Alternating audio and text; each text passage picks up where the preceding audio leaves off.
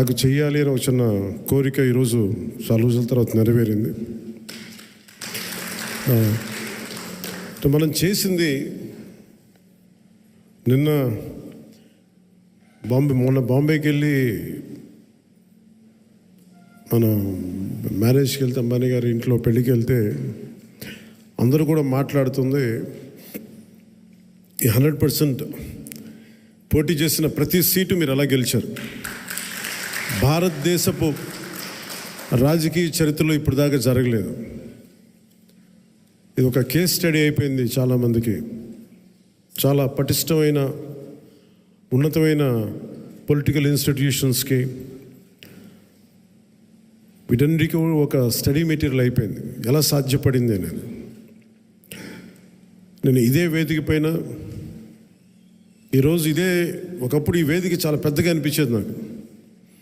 మన సైజు పెరగటం వల్ల, పార్టీ సైజు పెరగటం వల్ల ఈరోజు ఈ వేదిక చాలా చిన్నది అయిపోయింది. ఇదివరకు ఇదే హాల్ చాలా పెద్దగా అనిపించేది నాకు. అంటే ఎక్కువ జనం ఉండేవాళ్ళు ఆ రోజున. యాక్చువల్గా కిటకిట్లు ఆడిపోయేది, చాలా పెద్దగా అనిపించింది. కానీ ఈరోజు తక్కువ మంది ఉన్నా కానీ ఇంత చిన్నగా ఉందేంటి ఆఫీస్ అనిపించింది. అంటే నాకు అనిపించింది ఏంటంటే మనకు సాధించిన విజయం ఈ ఆఫీస్ కూడా సరిపోవట్లేదు. ఇది ప్రత్యేకంగా మనం సాధించిన విజయం చాలా గొప్ప విజయం. ఇదే మనం దెబ్బతిన్న మన పరాజయం కానీ, మనం తిన్న దెబ్బలు కానీ ఇంకెవరన్నా తగిలిండుంటే కనీసం ఒక పక్షం రోజులు కూడా నడిపేవారా అని అనిపిస్తుంది. మీరు చూశారు, ఒక రాష్ట్రానికి ముఖ్యమంత్రిగా చేసిన వ్యక్తి ఓడిపోగానే అసెంబ్లీలో కూడా లేకుండా వెళ్ళిపోయారు. అంటే ఓటమి అంత భయపడుద్ది మనిషిని. అలాంటిది మనకి ఎంత జనబలం ఉండి ఒక్క సీటు కూడా గెలుచుకోలేని పరిస్థితుల్లో ఏదో ఒకటి వస్తే ఆ వ్యక్తిని వాళ్ళు తీసుకెళ్ళిపోయి అలాంటి పార్టీకి 100% మనం స్ట్రైకింగ్ రేట్తో కొట్టడం చాలా చాలా అద్భుతమైన విషయం. 21 ఒకలా చూస్తే పెద్ద నెంబర్ కాకపోవచ్చు 175లో, కానీ 175 రోజున 164 గెలవడానికి మనం తీసుకున్న ఈ 21 ఒక వెన్నెముక్క అయిపోయింది ఈ కూటమి విజయానికి. ఇది మామూలు విజయం కాదు. ఇది బయట మనం సభల్లో ఎక్కువ మనం ఊదరగొట్టుకోలేం, కానీ ఒకసారి మనం సాధించిన విజయం కూడా చెప్పడం చాలా అవసరం. ఇది నా వ్యక్తిగతంగా నేను చాలా సందర్భాలు కొన్ని సినిమాల్లో ఏదైనా చేసినా కానీ, నేను పెద్ద మాట్లాడిన కానీ, ఇది ప్రజలకు సంబంధించిన విజయం కాబట్టి ఒక మార్పు కోరుకుంటే కోట్లాది మంది ప్రజల రోడ్ల మీదకి వస్తారు. మనం చూసాం ఎంత నలిగిపోయామో మనందరం. ఇందాక పెద్దలు మనోహర్ గారు చెప్తున్నట్టుగా రోడ్డు మీదకి రావాలంటే భయపడిన సంవత్సరాలు అవన్నీ. ఒక పోస్ట్ పెట్టాలంటే భయం అందరికీ. ఏదైనా మాట్లాడి ఒక అభిప్రాయం చెప్పాలంటే భయం. పచ్చి బూతులు తిట్టేయడం, ఇంట్లో చిన్నపిల్లల్ని పెద్దని చూడకుండా భయపెట్టేయడం, క్యారెక్టర్ అసాసినేషన్ కేసులు, సాక్షాత్తు ఒక పార్లమెంట్ సభ్యుడిని బంధించి మరీ తీసుకొచ్చి ఉన్నతాధికారుల చేత ఈ గుంటూరు ఈ సిఐడిదే ఆఫీస్లో ఆయన మీద పాశవికంగా ఆయన కొట్టించిన తీరు, 4 దశాబ్దాల సుదీర్ఘమైన అనుభవం ఉన్న ముఖ్యమంత్రిని కూడా, ముఖ్యమంత్రిగా చేసిన వ్యక్తిని కూడా, ప్రస్తుతం ముఖ్యమంత్రిగా ఉన్న శ్రీ నారా చంద్రబాబు నాయుడు గారిని కూడా జైల్లో పెట్టి 53-54 రోజులు అలాంటి భయభ్రాంతులు చేసిన ప్రభుత్వం. రోడ్డు మీదకి ఒక నోరు తెరిచి మాట్లాడాలంటే భయం, అడ్డగోలు ఇసుక దోపిడీలు. ఇలాంటి నేపథ్యంలో 5 కోట్ల మంది ప్రజలకి వెన్నుదన్నుగా నిలబడింది జనసేన పార్టీ. రోడ్ల మీదకి రావాలంటే భయం వచ్చింది. ఈరోజు మనకి 100% ఎందుకు వచ్చింది అంటే 5 కోట్ల మంది ప్రజలకి గుండెల్లో ధైర్యం నూరిపోసాం. మనం దెబ్బలు తిన్నాం మనందరం. మన ఎవరు ఇక్కడ ఉన్న వేదిక పైన వీళ్ళుంటే, మన గెలిచిన ఎమ్మెల్యేలు ఉంటే, పోటీ మీకు అన్ని స్థానాల్లో బలం ఇచ్చిన మన జన సైనికులు, వీర మహిళలు ఇక్కడ ఆసీనులైన నాయకులు ప్రతి ఒక్కరూ మీరందరూ ఉండబట్టి ఈ విజయం సాధ్యమైంది. 21 మంది ఎమ్మెల్యేలు ఇక్కడ మేము కూర్చోగలిగామంటే నాతో సహా అది మీ అందరి కష్టం, శ్రమ, మీ మేధో మదనం, మీ ఎలక్షనీరింగ్ కేపబిలిటీ. జన సైనికులు అసలు పోటీ చేయని చోట్ల, మనం పోటీ చేసిన చోట్ల జన సైనికులు చేశారు, వీర మహిళలు చేశారంటే అదొక మన కోసం చేశారు అనుకోవచ్చు. కానీ మన పోటీ చేయని చోట, మనం పోటీ చెయ్యని మిగతా 160 మన మిగతా అన్ని చోట్ల అసలు ఎలా నిలబడ్డారు కూటమికి, తెలుగుదేశానికి కానీ భారతీయ జనతా పార్టీ కంటే నాకు నిజంగా చాలా చాలా ఆనందం వేసింది. అలాంటి జన సైనికులకి, వీర మహిళలకి చేతులెత్తి మీ అందరికీ మనస్ఫూర్తిగా మీకు నమస్కరిస్తున్నాను. అంటే మీరు రాష్ట్రం కోసం తపన పడ్డారు, రాష్ట్ర బాగోగు కోసం తపన పడ్డారు. సో మీ అందరికీ చాలా చాలా మనస్ఫూర్తిగా నేను ఈ సందర్భంగా నేను మీకు ధన్యవాదాలు తెలుపుకుంటా ఉన్నాను. అలాగే మనం అడుగుతా ఉన్నారు, ఏమైనా ఆశించావా నువ్వు పదవులు, ఉప ముఖ్యమంత్రి అవుతామని నేను ఆశించామని? నిజంగా చెప్పాలన్నా నిజంగా ఏమి ఆశించలే. మీరు చూశారు అసెంబ్లీలో కూడా మొట్టమొదటి నేను మాట్లాడినప్పుడు, ఎవరైతే మన దురదృష్టం ఏంటంటే మనందరం కూడా చరిత్రను ఎప్పుడు మర్చిపోతూ ఉంటాం. నిన్నగాక మొన్న వచ్చిన నాయకులు గుర్తుండిపోతారు, కానీ ఈ నేల కోసం ఎవరు త్యాగం చేశారో వాళ్ళు మర్చిపోతూ ఉంటాం. మన అమరజీవి పొట్టి శ్రీరాములు గారి పేరు ఎందుకు చెప్పానంటే, పేరును ఒక డొక్కా సీతమ్మ గారి పేరు ఎందుకు చెప్పానంటే, వారి చేసిన సేవలు మర్చిపోతే మనం కృతజ్ఞహీనులు అయిపోతాం.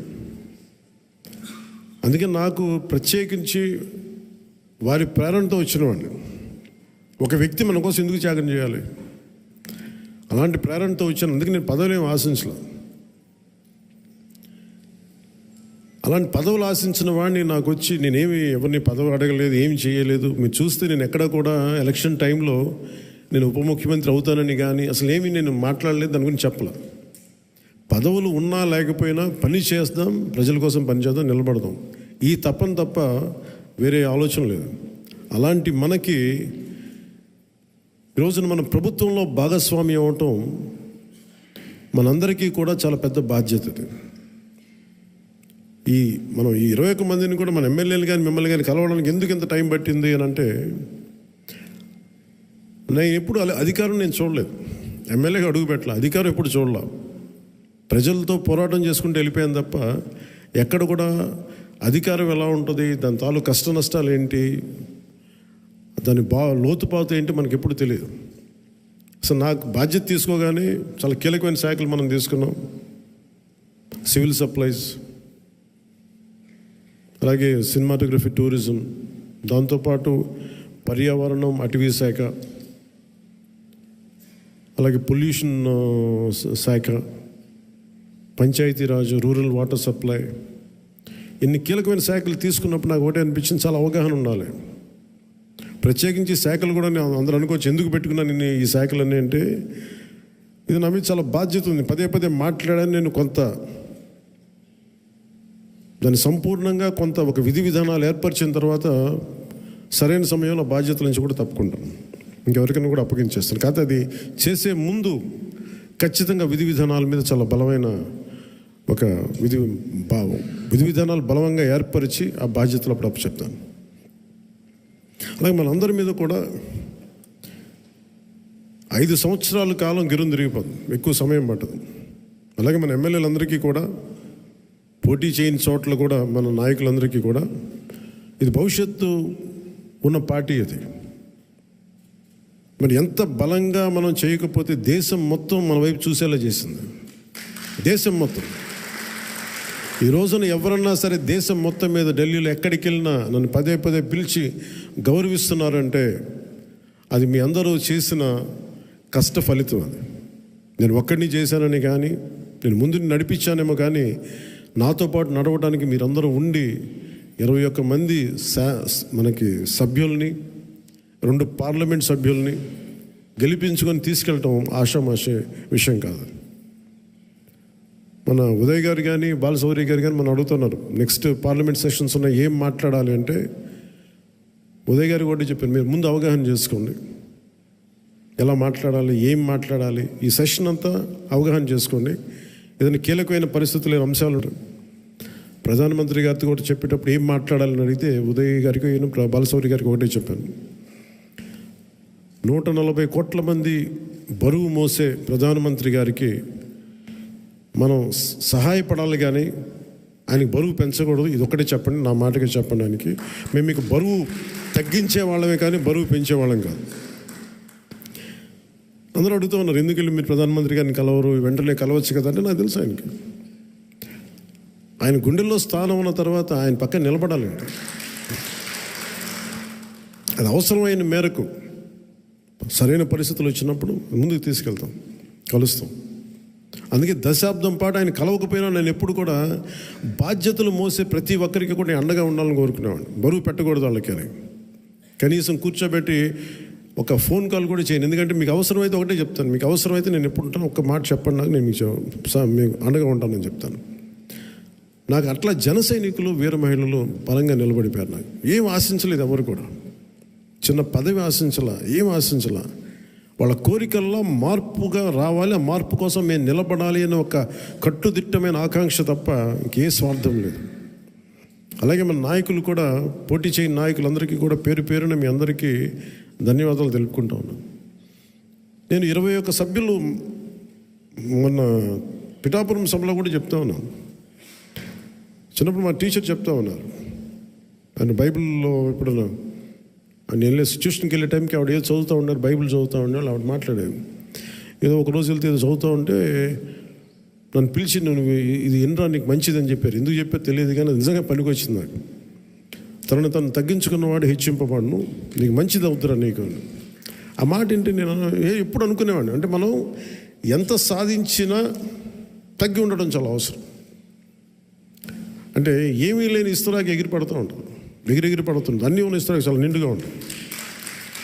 అలాగే ఎన్ని స్థానాలు అని కంటే కూడా ఎంత బలంగా చేసామనే దాని మీద అందరూ అన్నారు. ఆ రోజున తాడేపల్లిగూడెం సభ, మన బొలిశెట్టి గారు రోజుగా ఉన్నప్పుడు అందరూ కూడా తాడేపల్లిగూడెం సభ చేద్దాం, మనం 24 స్థానాలకి పోటీ చేస్తాం అని చెప్పిన తర్వాత మొట్టమొదటి సభ కూటమికి ఎప్పుడు వచ్చే ఉధృతి లేదు. ఆ రోజున అందరూ చెప్తాం, నాకేం తేడా కనిపించలేదు కానీ బట్ అందరికీ ఒకటే అనిపించింది, ఉధృతి లేదు, హుషారు లేదు, మీరు పాడు చేసిన నానా రకాలుగా మీ అందరికి అభిప్రాయాలు ఉన్నాయి ఆ రోజున. నేను దాన్ని తప్పని చెప్పట్లా. ఆ రోజు మనం ఊహించాము 24 అంటే కూడా 24 మళ్ళీ తగ్గి 21 అయిపోయింది.